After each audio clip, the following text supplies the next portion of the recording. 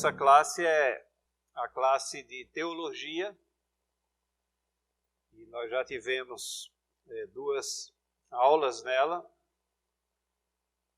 Eu estava viajando, creio que o reverendo Leandro trouxe as 2 aulas. Nós temos uma escala e cabe a mim hoje falar sobre esse tema que aí está, inspiração das Escrituras. Vamos orar? Senhor, vamos abordar o estudo da Tua Palavra, das Escrituras. Ajude-nos a compreender o que ela realmente é, o que ela representa, e faze-nos mais apreciadores e também não apenas ouvintes, mas aqueles que aplicam os ensinamentos das Escrituras nas nossas vidas. Em nome de Jesus, amém. Pode abrir. Muito bem, nós vamos falar das Escrituras, e eu achei por bem falar um pouco inicialmente aqui da Confissão de Fé de Westminster. Obviamente que a maioria já ouviu falar sobre a Confissão de Fé, já ouviu o que é a Confissão de Fé de Westminster. Mas temos também várias pessoas que são novas na igreja, nunca é demais nós relembrarmos o que é essa confissão de fé. A Igreja Presbiteriana do Brasil, ela é o que nós chamamos de uma igreja reformada, porque ela se baseia na teologia da reforma do século XVI. É importante que a gente sempre diga que a teologia do século XVI, da reforma do século XVI, não é inovadora, ela não trouxe novas doutrinas, ela não inventou doutrinas. Mas a reforma do século XVI foi um movimento de retroação à palavra de Deus. Durante os anos, os séculos que se seguiram entre os passos iniciais da igreja primitiva e até a época da reforma, muitas tradições humanas e doutrinas estranhas foram se agregando àquilo que era o chamado mundo cristão, de tal maneira que quando Deus levantou homens lá no século XVI, começando não apenas com o trabalho de Martinho Lutero em 1517, mas até com aqueles que são conhecidos como pré-reformadores, aqueles que abriram caminhos, e Deus mandou essa percepção a várias pessoas e em vários países de que havia necessidade de que se reestudassem os passos, as doutrinas, e onde a igreja firmava os seus ensinamentos. Lutero atravessou uma conversão dramática e depois dessa conversão, ele começou a se dedicar ao estudo da palavra de Deus, especificamente, e foi aí que ele viu que a justificação era pela fé, ele viu que a salvação era única e exclusivamente através de Cristo Jesus, que não haviam outros intermediários a não ser Cristo Jesus, e tantas outras doutrinas bíblicas que afluíram e formaram o que nós chamamos a teologia da reforma. Os ventos da teologia da reforma sopraram em diversos países. Calvino, que veio depois de Lutero, o seu ministério foi depois de Lutero, e aí já mais na cidade de Genebra, ele aplicou também todos esses ensinamentos de retornar à palavra de Deus. Foi um profundo estudioso da palavra de Deus, escreveu muito, escreveu comentários, escreveu um tratado de teologia sistemática chamado Institutas da Religião Cristã, e foi muito importante nesse mundo reformado, como foram outros também, Zwinglio, Melanchthon e tantos outros que seguiram a Lutero, que construíram em cima desse grande servo de Deus. Na realidade, o que aconteceu é que o mundo cristão experimentou naqueles anos um verdadeiro reavivamento espiritual. Se não fosse o mover do Espírito na vida desses homens, levantando eles e retornando eles à palavra de Deus, então o mundo cristão estaria em uma situação de extrema dificuldade. Mas era Cristo cumprindo a promessa de que as portas do inferno não prevaleceriam sobre o avanço da igreja. Então ele restaura essa visão de que a Bíblia é a única fonte de conhecimento, e que Cristo é o único Salvador, e que nós somos salvos somente pela graça, e que Deus é soberano sobre todas as coisas, e que a finalidade nossa é dar glória a Deus. Então todas essas verdades fazem parte daquilo que nós conhecemos como teologia reformada. Na Inglaterra, a teologia da Reforma, ela seguiu caminhos assim estranhos até e diferentes. Ela começa com um rei que queria se divorciar de sua esposa. Então, um motivo que não era muito nobre, obviamente. E então ele ele quebra relacionamento com Roma, porque na Inglaterra era também o reinado da Igreja Católica de Roma, e o rei Henrique VIII se declara o chefe da igreja e com isso consegue o divórcio e casa novamente, e ele gosta tanto que ele casa mais 6 vezes, né? Com pessoas diferentes, obviamente, não era com a mesma mulher. Mas essa quebra de Roma, o que a gente tem que entender é que Deus está agindo soberanamente na história, e essa quebra de Roma abriu as portas. Abriu as portas para quê? Para que a influência da reforma que estava na Europa entrasse também na Inglaterra, e obviamente que até os reis que são regentes soberanos, profundamente enraizados em todas as coisas, são mortais, eles passam, e as doutrinas da reforma começaram a penetrar na Inglaterra. Principalmente porque no início houve uma grande perseguição na Escócia, e John Knox, que era um líder lá na Escócia, um líder religioso na Escócia, ele fugiu para Genebra, e lá ele foi influenciado pela reforma da forma mais direta possível, com o trabalho de Calvino, e em John Knox que os presbiterianos têm as suas raízes históricas, né? Ele fundou a igreja presbiteriana lá na Escócia, e fundou não em cima de novidades humanas, mas naquilo que ele achava que representava a forma mais bíblica possível, como nós encontramos em 1 Timóteo capítulo 3, no primeiro capítulo de Tito, uma igreja constituída com presbíteros, onde você tem alguns que se afadigam na palavra, que são os presbíteros docentes, outros que são os presbíteros regentes, e estruturas que procedem da igreja e não da engenhosidade humana. Nesse meio tempo, na sequência desses anos aí, se a gente lembrar que a reforma é datada de 1517, a gente agora está falando em 1640, onde reina uma grande confusão lá na Inglaterra. O rei Carlos I agora pretende voltar ao catolicismo e cria uma briga enorme com o parlamento britânico, e eles se reúnem comissionados pelo rei, mas o rei pressionado para promover essa reunião, e ali temos as datas aí, em 1643 começa essa grande reunião do parlamento inglês, que era para discernir e constituir as bases do governo, mas também se dedicar às questões da igreja, porque temos que nos lembrar que a igreja naquela época era uma igreja nacional.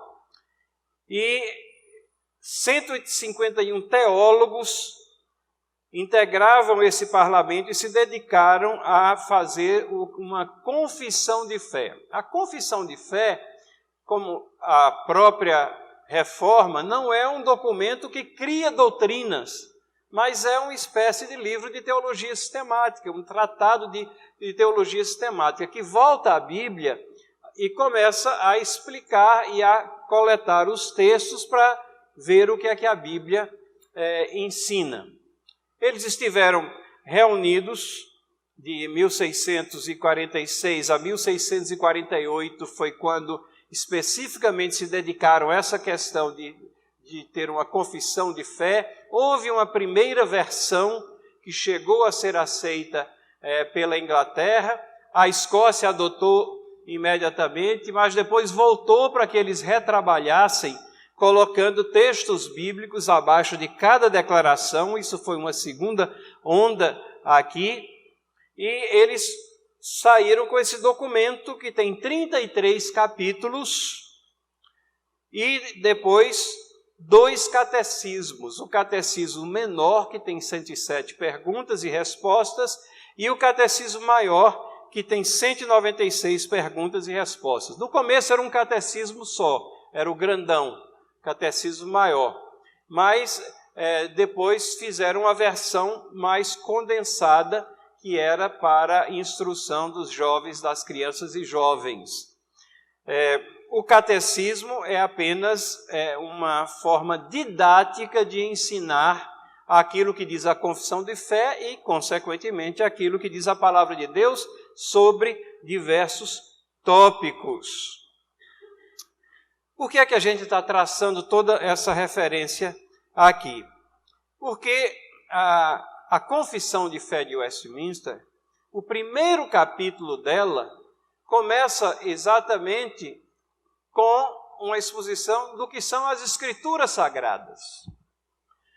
E isso é lógico, isso faz todo sentido. Se você quer saber sobre verdades espirituais, coisas eternas que definem o seu destino, aonde é que nós vamos encontrar respostas às nossas indagações, aonde é que nós vamos encontrar respostas às questões relacionadas com a divindade, com a natureza humana? Nas Escrituras Sagradas.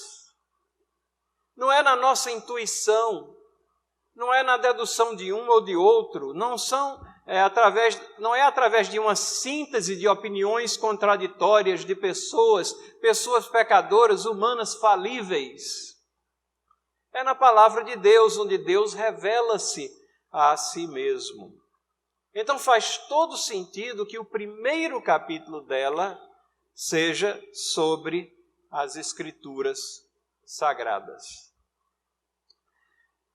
E é isso que nós estamos estudando desde a primeira aula aqui de teologia sobre as Escrituras Sagradas. Essa é a terceira aula e nós vamos falar especificamente da inspiração das Escrituras. Só concluindo aqui sobre a confissão de fé, ela começa com as Escrituras e termina, o último capítulo, 33, é sobre as últimas coisas, ou chamamos de escatologia, a doutrina dos últimos tempos ou das últimas coisas. Então ela tem uma sequência muito lógica. O capítulo 2 é sobre Deus. Você vai às Escrituras e aprende primeiramente sobre Deus, e depois você aprende sobre o homem, e sobre Jesus Cristo Salvador, e sobre salvação, sobre igrejas, todas as coisas que a Bíblia está cheia. E essa confissão de fé, quando chegou nos Estados Unidos, a Igreja Presbiteriana foi fundada em 1798 nos Estados Unidos, ela foi adotada também pela Igreja Presbiteriana com uma pequena modificação no que ela fala do relacionamento do governo com a igreja. Porque o pensamento reformado já estava bem cristalizado de que são esferas diferentes. E na visão europeia da época, governo e igreja era uma coisa muito próxima assim, e os governantes tinham muito a dizer na esfera da igreja e vice-versa.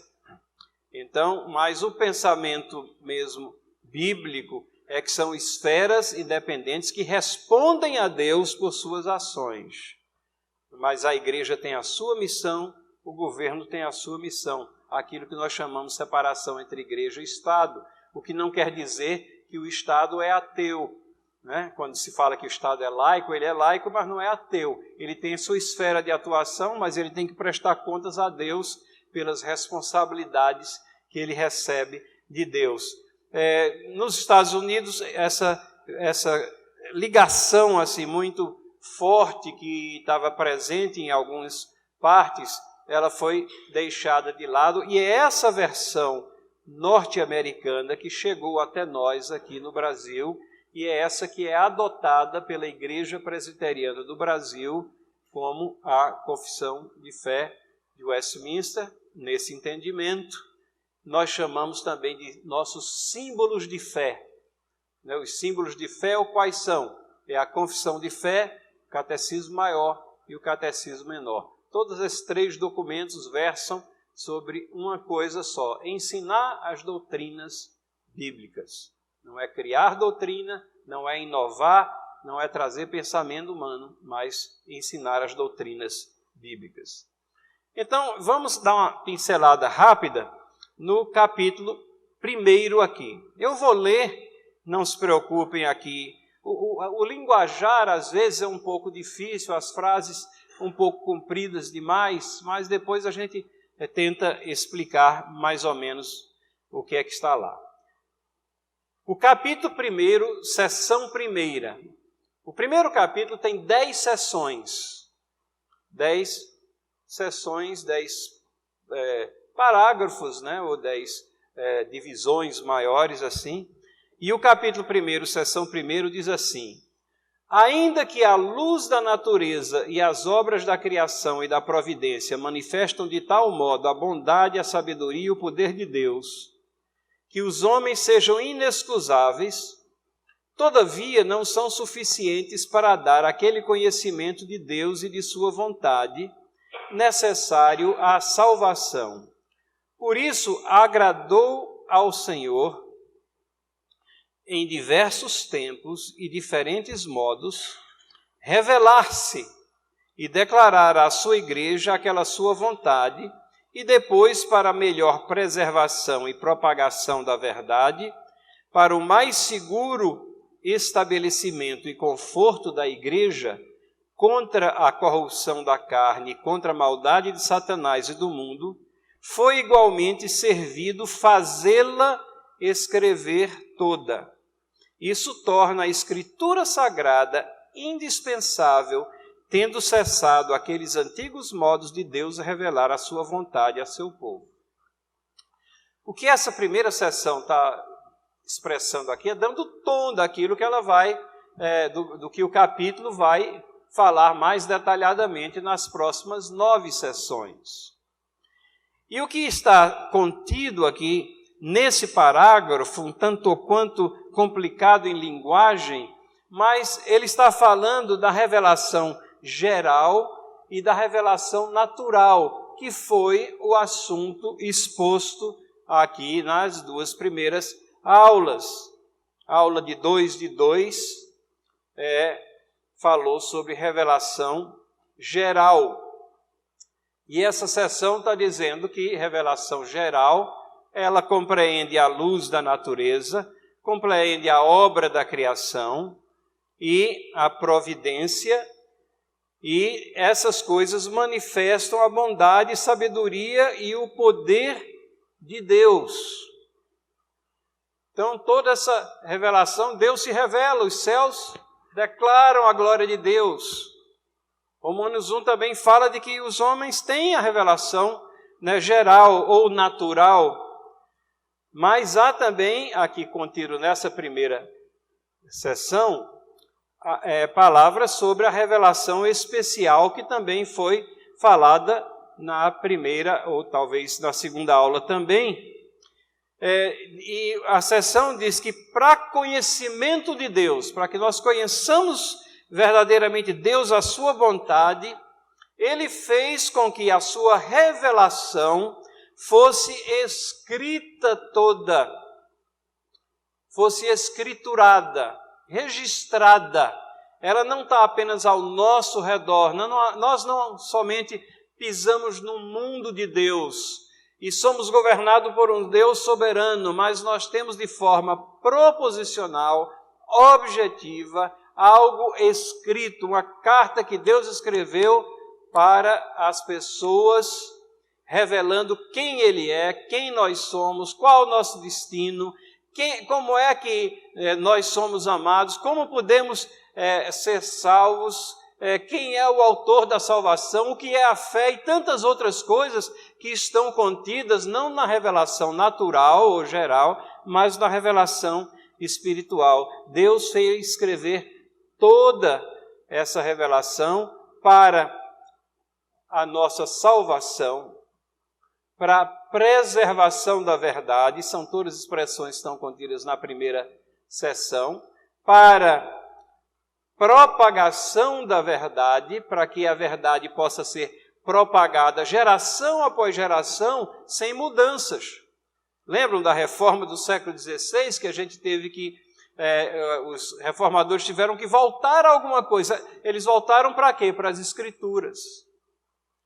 Por que é que a igreja saiu fora dos trilhos naqueles séculos? Porque congelou-se as Escrituras numa língua morta. Essa foi uma das razões. Estava disponível somente, nem era nas línguas originais, mas uma língua que morreu, o latim. E quem sabia latim? Somente um punhado, aqueles líderes, os clérigos sabiam latim e as pessoas não tinham acesso, eram privadas de ter acesso às Escrituras. Então, qual era a verdade que era propagada? Não era a verdade realmente, mas eram as tradições humanas que eram incorporadas e transmitidas de geração em geração. Mas as Escrituras estavam lá. Então, os reformadores voltaram às Escrituras e lá encontraram os caminhos de salvação, a verdade preservada.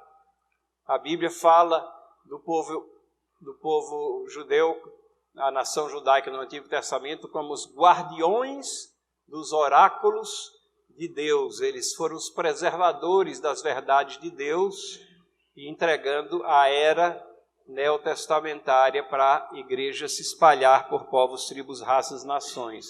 Propagação da verdade para seguro estabelecimento e conforto da igreja. Como é que a igreja é instruída? Com mensagens que refletem as Escrituras, que expõem as Escrituras, onde ela é aberta ao entendimento.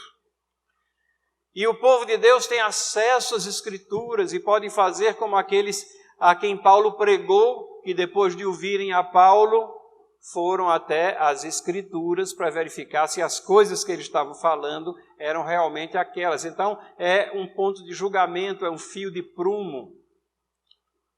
E, finalmente, contra a corrupção da carne e maldade de Satanás. É através das Escrituras que o horror do pecado é também exposto, revelado. E o contraste traçado entre obras da carne, fruto do Espírito, entre uma humanidade caída em pecado e uma gloriosa salvação que vem através de Cristo Jesus. Então, a revelação especial, as Escrituras são necessárias.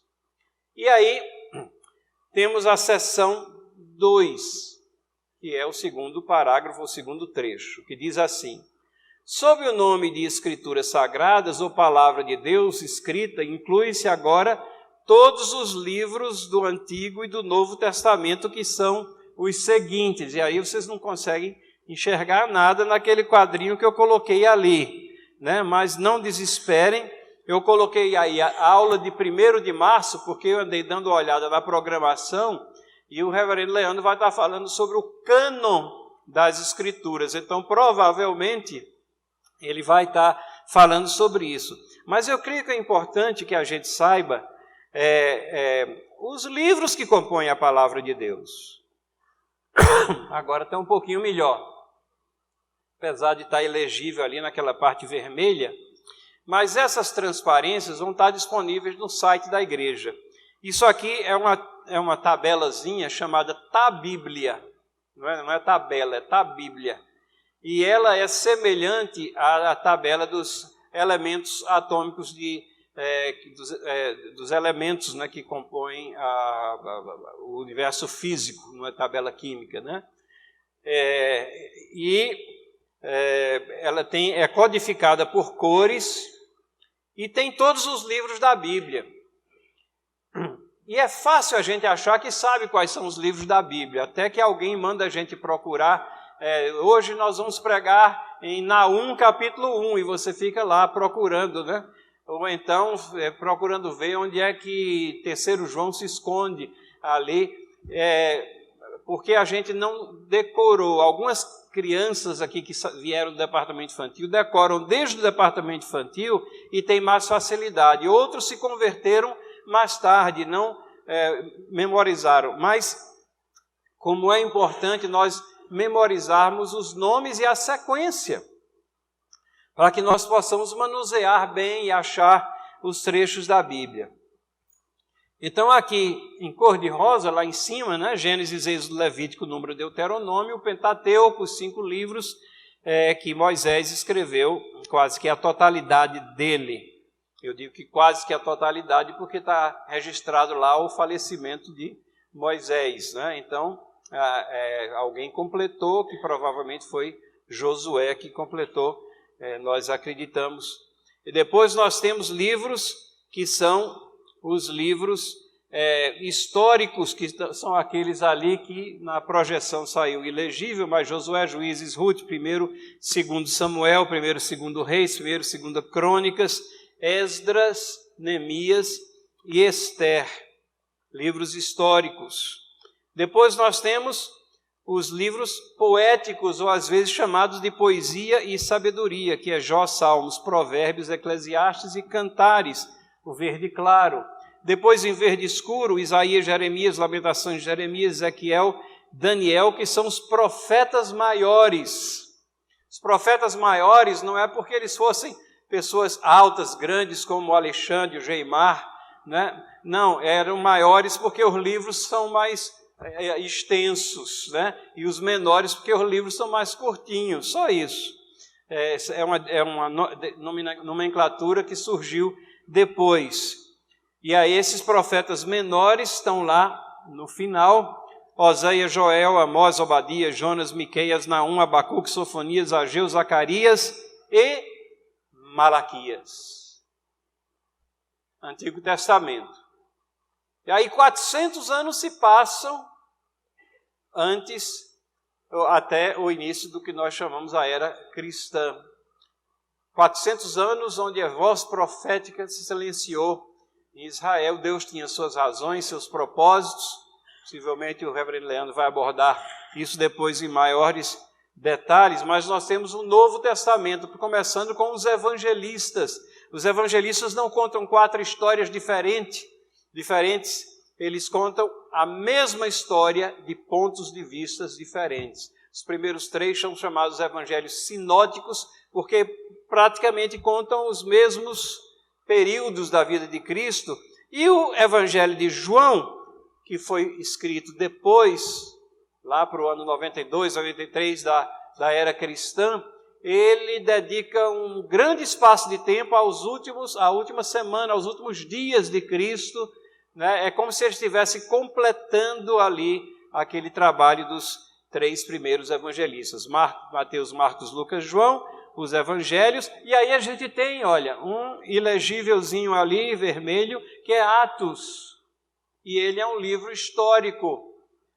Da mesma forma que no Antigo Testamento nós temos livros históricos, o livro de Atos é o livro histórico do Novo Testamento. As cartas de Paulo, elas são ali em azul claro: Romanos, 1º e 2º Coríntios, Gálatas, Efésios, Filipenses, Colossenses, 1º e 2º Tessalonicenses, 1º e 2º Timóteo, Tito, Filemão, e depois as outras epístolas, as outras cartas: Hebreus, Tiago, 1º e 2º Pedro, 1º, 2º e 3º João, Judas, que não é o traidor, é outro, né? E finalmente um livro profético, que é Apocalipse, que é aquele lá do cantinho. E nesses quadradinhos, quando vocês baixarem essa tabela, tem o número de capítulos e tem várias outras informações, tem quantos versículos tem. Informações não são tão cruciais assim, mas tem debaixo da sigla o nome do livro. É importante que a gente saiba identificar, porque nas citações você sempre tem de forma abreviada, e é importante a gente saber, né, que JL, por exemplo, é Joel, e que JN é Jonas, né, é o livro de Jonas. Então, essa é a tabelazinha, a Bíblia. Mas a seção 2, ela termina com a seguinte afirmação: todos eles são dados por inspiração de Deus para serem a regra de fé e prática. E isso é a aula de hoje. Vocês veem que a gente está pulando um pouquinho, né? Mas a confissão de fé faz referência à inspiração em diversos pontos e traz outras coisas que vão ser abordadas em outras aulas aqui. Todos esses livros, são dados por inspiração de Deus para serem a regra de fé e prática. Depois da seção 2, nós temos a seção 3, falando ainda sobre as Escrituras. Os livros geralmente chamados de apócrifos, não sendo de inspiração divina, não fazem parte do cânon das Escrituras. Não são, portanto, de autoridade na Igreja de Deus, nem de modo algum podem ser aprovados ou empregados, senão como escritos humanos. Porque talvez você tenha estranhado. Onde é que está o livro de Tobias? Onde é que está Bel e o Dragão? E por aí vai, né? Então, isso aqui, esses são livros chamados apócrifos, e quando o reverendo Leandro falar do cânon, vai falar também dessa questão dos livros apócrifos. Eles são considerados, às vezes, com alguma validade histórica, mas não como livros inspirados, né? Mas como escritos humanos. A seção 4 volta ao assunto da aula de hoje. Seção 4 diz assim: a autoridade das Escrituras sagradas, razão pelas quais devem ser cridas e obedecidas, não depende do testemunho de qualquer homem ou igreja, mas depende somente de Deus. A mesma verdade que é o autor tem, portanto, de ser recebida, porque é a palavra de Deus. Essa é uma daquelas declarações que tanto diz respeito à inspiração, porque foi inspirada pelo Espírito Santo.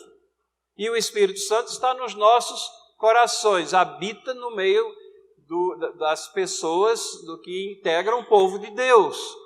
Então, é o Espírito que nos convence também dessa inspiração, mas essa também é uma afirmação que diz respeito ao cânon, como é que esses livros foram considerados aqueles inspirados aqui.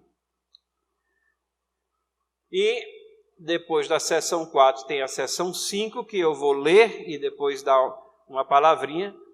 Pelo testemunho da igreja, podemos ser movidos e incitados a um alto e reverente apreço pelas Escrituras sagradas, a suprema excelência do seu conteúdo, a eficácia de sua doutrina, a majestade do seu estilo, a harmonia de todas as suas partes, o escopo do seu todo, que é dar a Deus toda a glória, a plena revelação que faz do único meio de salvar-se o homem, as suas muitas outras excelências incomparáveis e completa perfeição, são argumentos pelos quais abundantemente se evidencia ser ela a palavra de Deus. Contudo, a nossa plena persuasão e certeza da sua infalível verdade divina, autoridade, provém da operação interna do Espírito Santo, que pela palavra e com a palavra testifica em nossos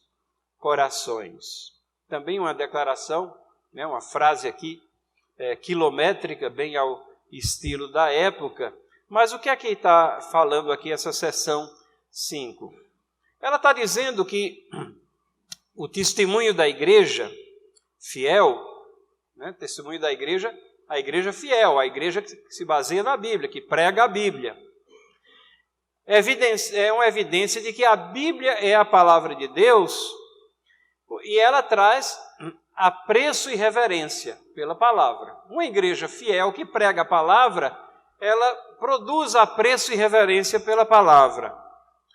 Ela demonstra também a excelência do conteúdo e a eficácia da doutrina. As pregações e o ensino que flui de uma igreja fiel, elas estão sempre exaltando e as pessoas são convencidas de que ali nós temos, nesse livro, algo excelente. Como diz o Salmo 19, coisas que são mais desejáveis do que o ouro, mais doces do que o mel, excelência do conteúdo e eficácia da doutrina. Às vezes nós nos esquecemos disso, nós não somos pragmáticos, ou seja, nós não agimos porque pensamos que alguma coisa vai funcionar ou não, mas muitas vezes, na ânsia de nós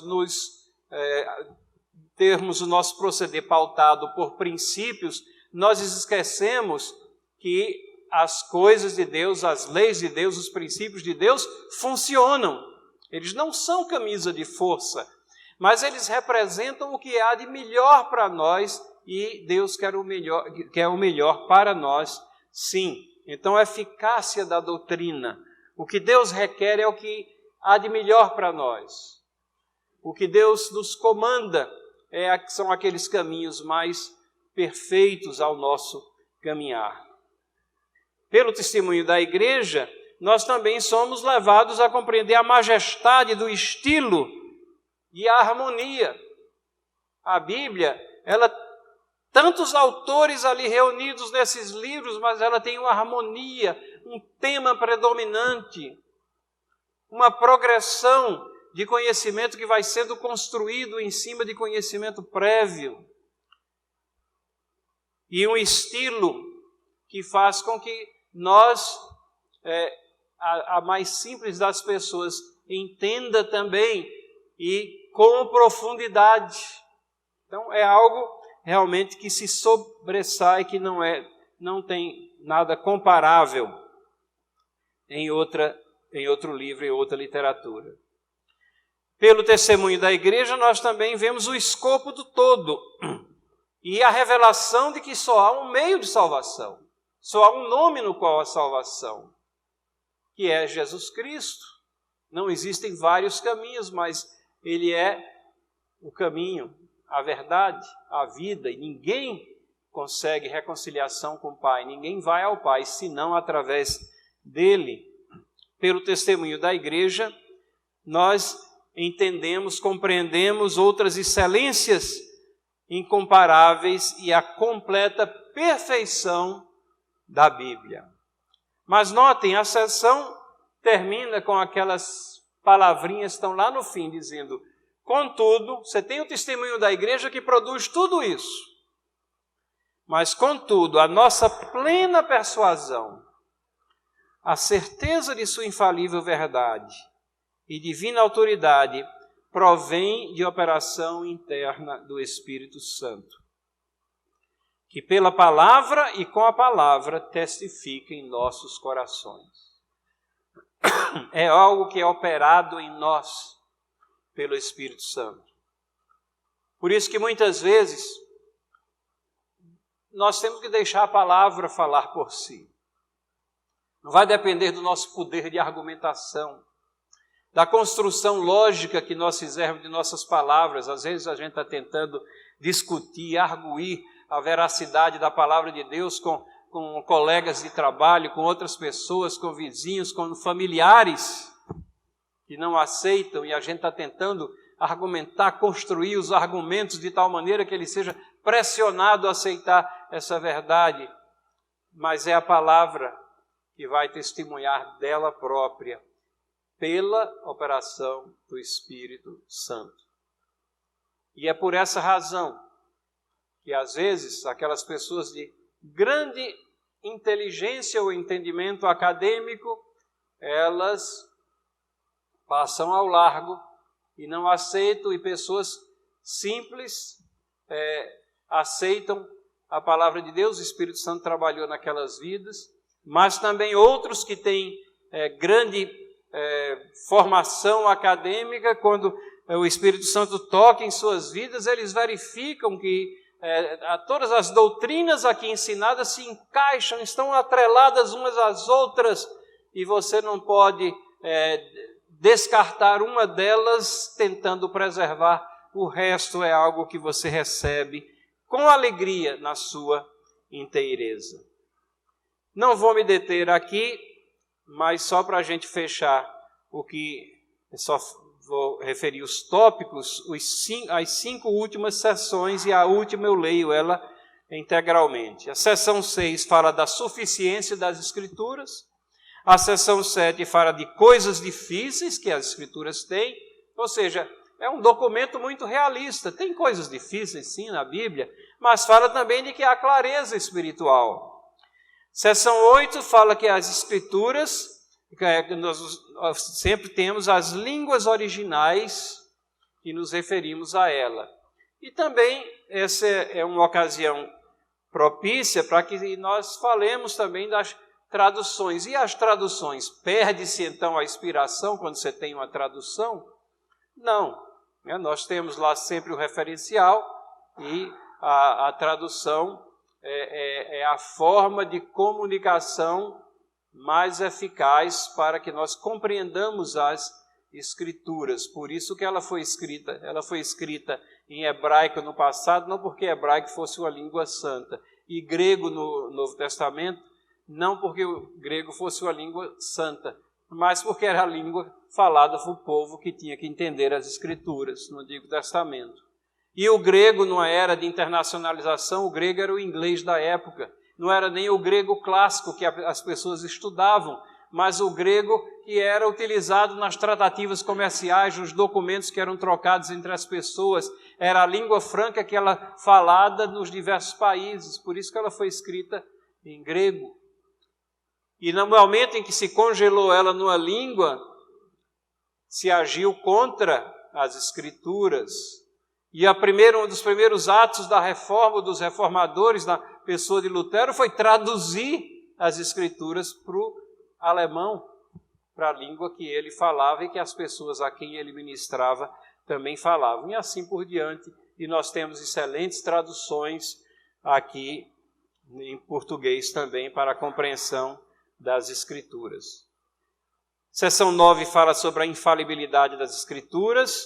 Um outro nome mais recente que expressa isso é inerrância, ausência livre de erros. Como interpretá-la? Pelas próprias Escrituras. E a seção 10, que fecha todo esse primeiro capítulo da Confissão sobre as Escrituras, diz assim: o juiz supremo pela qual todas as controvérsias religiosas têm de ser determinadas e por quem serão examinadas, todos os decretos de concílios, todas as opiniões particulares, o juiz supremo em cuja sentença nos devemos firmar, não pode ser outro senão o Espírito Santo falando nas Escrituras. Ele inspirou as Escrituras, ele escreveu, esse é o juiz de todas as controvérsias.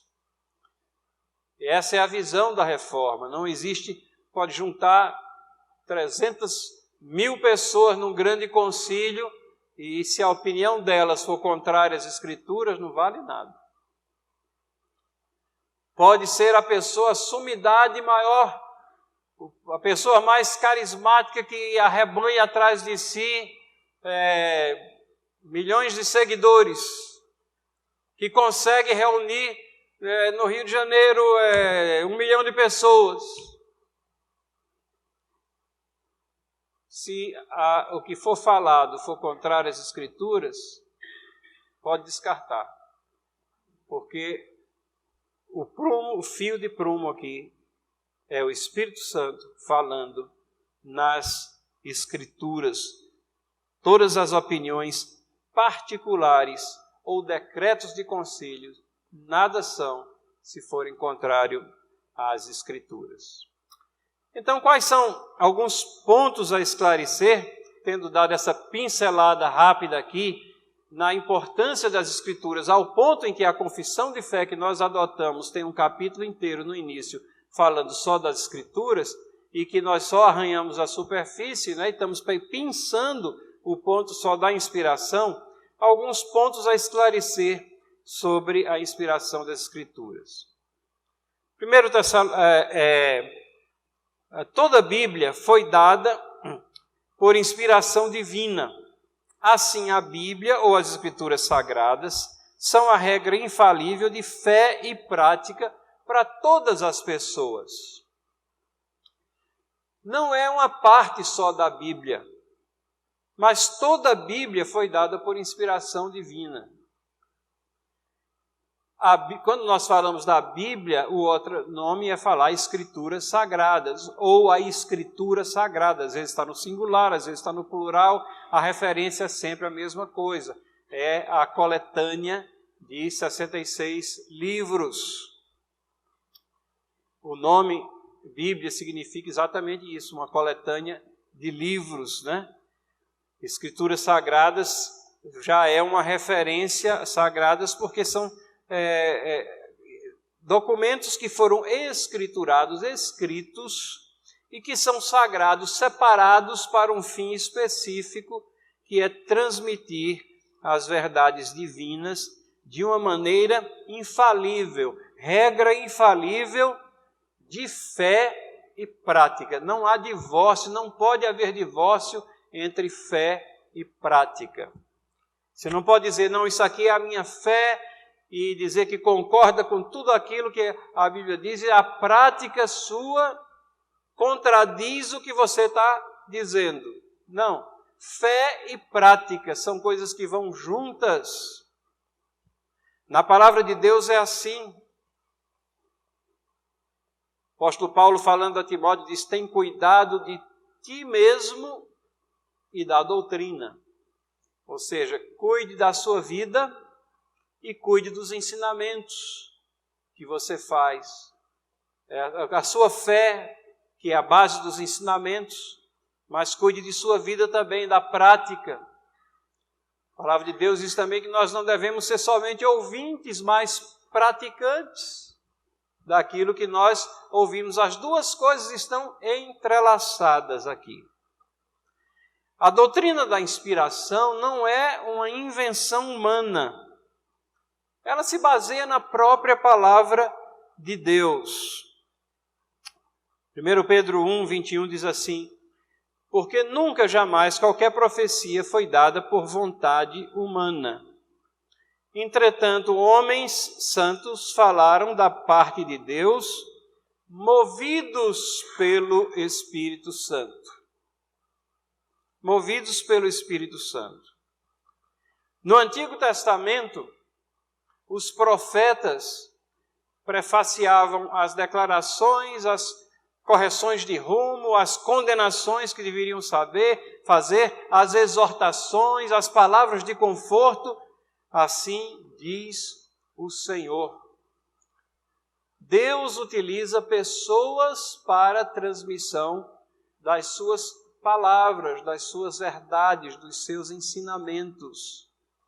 E Ele escolheu aqueles que haveriam de escriturar, de escrever, de registrar esses livros que nós temos e que nós chamamos de Bíblia. Paulo tinha essa convicção também quando ensinava, ele diz, disso também falamos, não em palavras ensinadas pela sabedoria humana, mas ensinadas pelo Espírito, conferindo coisas espirituais com espirituais. 1 Coríntios 2,13. E lá, em 2 Coríntios 13,3, ele usa essa expressão, em mim, Cristo fala. Espírito Santo, utilizando a pessoa de Paulo. 1 Tessalonicenses 2,13 diz assim, tendo vós recebido a palavra que por nós ouvistes, que é de Deus, acolhestes não como palavras de homens, e sim como em verdade.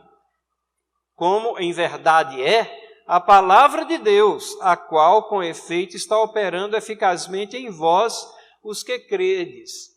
Então, Paulo está dizendo aos Tessalonicenses que eles receberam ensinamentos dele, eles ouviram ensinamentos dele, e eles foram acolhidos. O testemunho do Espírito Santo na vida daquelas pessoas, ao acolher esses ensinamentos, eles tinham essa convicção de que ali não era a palavra de um mero homem, de Paulo.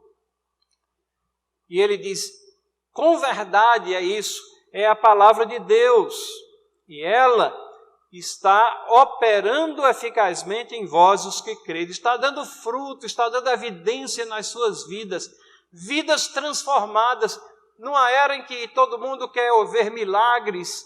O grande milagre, gente, são vidas transformadas, vidas que estavam direcionadas à perdição eterna e que são transformadas pelo poder milagroso do Espírito Santo de Deus. Esse é o grande milagre, nós somos testemunhas disso cada dia, de que Deus transforma vidas, muda persuasões, muda direcionamentos. Pedro escreveu isso aqui sobre Paulo. Eu achei esse um dos trechos mais bonitos sobre a inspiração. Ele disse assim, o nosso irmão Paulo vos escreveu segundo a sabedoria que lhe foi dada, ao falar acerca desses assuntos, como costuma fazer em todas as suas cartas, nas quais há certas coisas difíceis de entender. Vejam, a própria palavra de Deus admite que existem certas coisas difíceis de entender, que os ignorantes e instáveis deturpam, como também deturpam, notem, como também deturpam as demais escrituras. Ou seja, o que Paulo escreveu é escritura. O que Paulo escreveu é escritura inspirada. Ele diz, como também deturpam as demais escrituras para a própria destruição deles. Então é a declaração que Pedro está falando aqui, de que o que Paulo escreveu, o que Paulo ensinou nas suas cartas, são livros inspirados pelo Espírito Santo de Deus. E o versículo clássico, quando a gente fala de inspiração, que é 2 Timóteo 3,16. Toda escritura é inspirada por Deus e útil para o ensino, para a repreensão, para a correção, para a educação na justiça. A palavra aqui, a escritura, grafê, que é utilizada, ela está se referindo exatamente aos escritos bíblicos. E ela não está dizendo que todo documento, toda carta que você escreve para a namorada, para a esposa, que é inspirada, não. Mas está dizendo que esses documentos sagrados são inspirados por Deus e, consequentemente, são úteis para quê? Para ensino, repreensão, correção e educação na justiça. Mas como é que aconteceu essa inspiração? Tem 3 pontos de vista e somente um é correto. O Antônio freneticamente já faz assim lá atrás, mas só tem esse slide aqui. Então, misericórdia. Inspiração mecânica. Isso muitos têm escrito dizendo, não, a inspiração foi mecânica. Foi um ditado. Eles acham que para poder confiar na Bíblia tem que ter sido um ditado. Os autores foram meramente passivos. Ora, gente, a gente vai pensar o quê? Então, Paulo chegou lá, botou a mão na cabeça assim, né, puxou a caneta e Deus começou a ditar e ele começou a escrever. Não precisava nem olhar, né? Era só escrever assim, já saía. Isso é um negócio para Chico Xavier, né? Isso não tem nada a ver com a realidade do que são os escritos que nós temos, as escrituras sagradas. Lucas, capítulo 1, versículos 1 a 4. Leiam, isso aqui é o prefácio de Lucas. E ele diz assim, fiz o primeiro tratado, Teófilo. Ele vai fazendo a descrição do método que ele utilizou para escrever o seu livro. fez entrevistas com as pessoas, colocou isso em ordem cronológica dos acontecimentos, né? Ou seja, ele utilizou as técnicas e a sua formação analítica de um médico ali para compilar os fatos e colocá-los em ordem com um objetivo, com um propósito. Deus utilizou tudo isso, toda essa formação dele, todo esse esforço humano para sair com um livro que conta a vida de Cristo Jesus, do ponto de vista de grego, ou seja, helênico, dos judeus que estavam espalhados pelo mundo grego ali, para uma pessoa específica, mas destinado aos cristãos em geral, fazendo parte dos outros 2 livros, né, Mateus e Marcos, como sendo os evangelhos sinóticos, mostrando a harmonia que existe entre eles, mas utilizando as características dele. Inspiração dinâmica é o segundo ponto de vista. Dizem assim, os autores foram inspirados, mas não os seus escritos. Ou seja, os autores eram pessoas assim excepcionais, eles eram super-homens espirituais, acima. Mas o que eles escreveram é produção humana apenas. Olha, os versos que a gente leu antes mostram que não é esse o ensino da Bíblia, né? E os que recorrem a essa questão de inspiração dinâmica é porque querem deixar uma porta aberta para contradizer a Bíblia, para aceitar somente parte. Inspiração orgânica, essa é a forma como nós entendemos que foi a inspiração. O Espírito Santo age nos autores organicamente, em harmonia com as características individuais. O Espírito Santo é soberano, ele pode utilizar as características de cada autor, que são diferentes.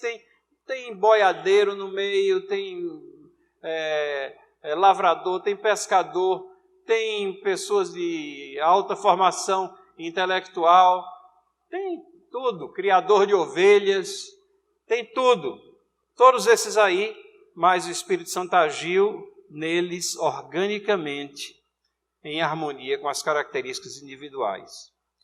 A inspiração é apenas parcial, muitos influenciados pelo racionalismo, que brotou principalmente no século XVIII, na Alemanha, uma visão de que a Bíblia a gente tem que destruí-la, dizer, esse livro diz que o autor foi Paulo, então a gente vai ver como é que a gente prova que não foi Paulo. E se dedicam ali horas e horas e horas para mostrar que não foi Paulo, ou tentar mostrar, e não aceitam aquilo que o livro declara, e caem numa série de contradições, mas a ideia é que as pessoas estão acima da palavra de Deus e podem exercitar o seu julgamento sobre a palavra de Deus. A inspiração não foi parcial, ela é plenária. Inspiração como reflexo de experiências em uma supra-história. Alguns dizem que a inspiração ela é apenas o reflexo de uma experiência que os autores tiveram, mas que não se reflete necessariamente numa veracidade dos fatos relatados. Por exemplo, se Cristo ressuscitou ou não ressuscitou? Bom, a Bíblia diz que ele ressuscitou. Aí um teólogo neo-ortodoxo, que é onde prosperou esse ponto de vista, ele diz, não é importante se ele ressuscitou ou não. O importante é que quem escreveu isso acha que ele ressuscitou, então ele ressuscitou porque a mensagem dele permanece e tal. Então fazem uma ginástica hermenêutica enorme, e o que interessa é que a Bíblia diz que ele ressuscitou. E ainda diz que isso foi comprovado e foi visto por muitas pessoas, numa ocasião por mais de 500 pessoas. Então, a ressurreição não é um fato meramente da supra-história, como eles falam, mas é da história que nós vivenciamos, que a humanidade vivencia. Então a inspiração ela é plenária, plena, e é verbal. As palavras que estão ali e o conceito que ali está. E finalmente, há uma diferença entre inspiração e iluminação. Às vezes a gente diz assim, estou inspirado hoje, né? Aí você vai e compra um buquê de flores para sua esposa, que talvez ela não esteja muito inspirada em casa, então você quer que ela fique inspirada também, lhe trate bem. Ou você diz, esse hino foi inspirado. A gente usa isso coloquialmente, mas para falar com precisão, inspiração no que diz respeito ao sentido bíblico, é esse falar do Espírito Santo aos autores, de tal maneira que eles escrevem aquilo que Deus intencionou que fosse escrito. E quando a gente lê um texto bíblico que fala a nós, eu fui inspirado? Não, você foi iluminado. Foi iluminado pelo Espírito Santo de Deus. Porque é o Espírito Santo de Deus que abre o entendimento das Escrituras. Então, ele inspirou os autores, inspirou a palavra de Deus e ele ilumina o nosso entendimento, graças a Deus. Próxima lição vai ser o reverendo Leandro, a inerrância das Escrituras, que Deus conceda a cada um uma semana abençoada. Desculpem por ter estourado o tempo aí. Vamos orar? Antônio, você pode orar?